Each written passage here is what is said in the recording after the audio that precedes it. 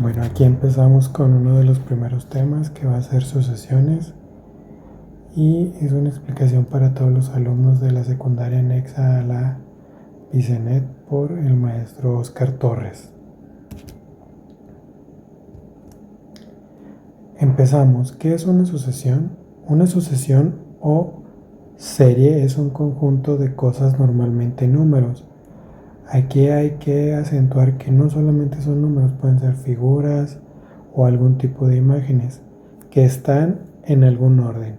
En el ejemplo que tenemos aquí podemos ver una serie de números que es 3, 5, 7, 9, que podemos llamarlos los números impares, y que cada número en la sucesión es un término, es algo que va terminando. En este caso podemos ver que cuando una serie tiene 3 puntos consecutivos, podemos decir que es infinita esta serie, que va a seguir a lo largo de un determinado o indeterminada posición. ¿Cuáles son los tipos de sucesiones? Tenemos dos tipos. La primera es sucesión infinita, que era la que te mencionaba, la cual puede ir empezando y no necesariamente tienes que poner todos los números que tú creas, sino simplemente estás haciendo referencia. Si te fijas, en el primero de ellos es 1, 2, 3, 4. Yo puedo continuar con esos números hasta que yo quiera. El siguiente tipo son las sucesiones finitas. ¿Qué quiere decir? Que es una sucesión la cual tiene un fin. ¿Y cómo nos vamos a dar cuenta? Pues básicamente que tiene un determinado número de posiciones o de números, y estos pueden ser también letras. Si nosotros nos fijamos en el segundo ejemplo, vienen las letras de la A, B, C y D. A lo mejor no estás muy familiarizado, pero esto se utiliza mucho en matrices, en otros temas que a lo mejor en prepa o ya en la carrera las podrías ver. A continuación tenemos cómo calcular la regla de sucesión. La regla de sucesión es, tenemos nuestra serie, en este caso 3, 5, 7 y 9. Si nosotros nos fijamos, la podemos graficar en una recta numérica y nos vamos dando cuenta que va cada dos valores aumentando, y a esto le llamamos diferencia. ¿Qué quiere decir? Que cada diferencia entre cada uno de sus miembros es de más 2. El 3 más 2 me da 5. 5 más 2 me da 7. 7 más 2 me da 9. Y así sucesivamente. ¿Para qué nos ayuda a crear una regla? Por si te piden alguna posición muy lejana, no tengas tú que estar sumando. Para esto se hacen las reglas. Y bueno, ¿cómo se puede calcular? Imagínate la sucesión que ya teníamos.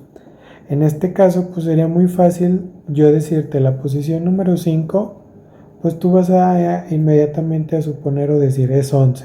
Pero ¿qué pasaría si yo te pongo la posición 201? Muchos de ustedes a lo mejor se van a poner a sumar 2 más 2 más 2 más 2 más 2 y así sucesivamente. Pero hay una forma más fácil. ¿Cuál es esa forma? Pues muy sencillo. Una regla de sucesión. ¿Cómo voy a sacar una regla de sucesión? Sencillo. La diferencia que tenemos entre los resultados va a ser nuestro coeficiente y siempre va a estar acompañado por el número de la posición, que siempre le vamos a llamar n.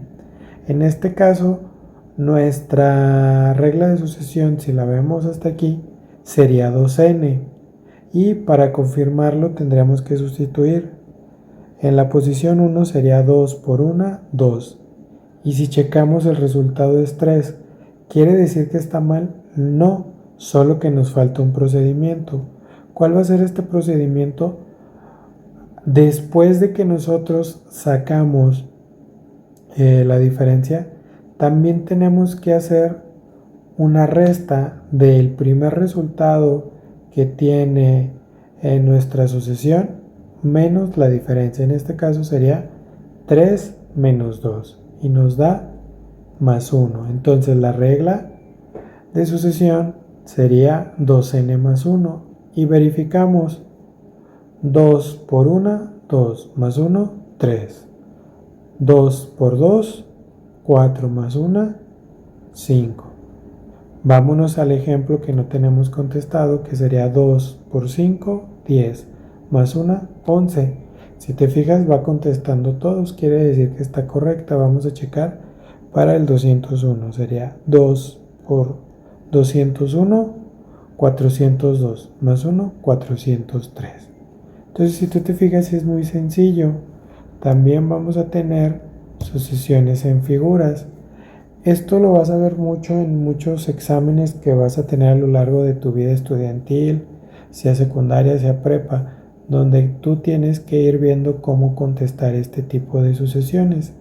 Y es cuando tienes este conjunto de figuras con una propiedad que es un patrón de crecimiento o en su vez puede ser de reducción, que pueden ir reduciendo cada vez las figuras. Es muy raro el de reducción porque ese sería finito y normalmente lo que buscamos en las sucesiones es que sea infinito. Si tú te fijas, aquí tengo las sucesiones de la figura 1 hasta la 9.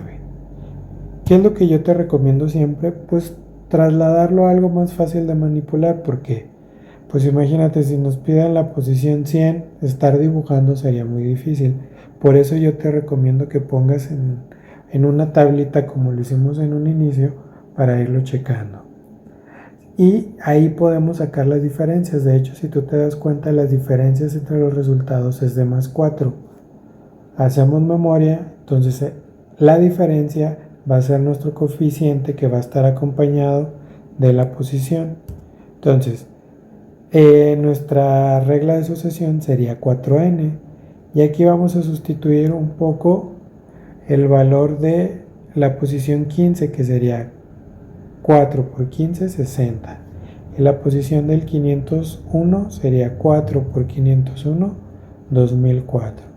Todo esto lo hicimos sin necesidad de dibujar. Te vas a ahorrar mucho tiempo y vas a llegar a un resultado favorable. Y si en dado caso te piden dibujarlo, pues no vas a estar adivinando. Ya tienes exactamente cuántos dibujos tendrías que hacer. También existe que te den una sucesión ya con regla. En este caso la regla sería 7n más 3.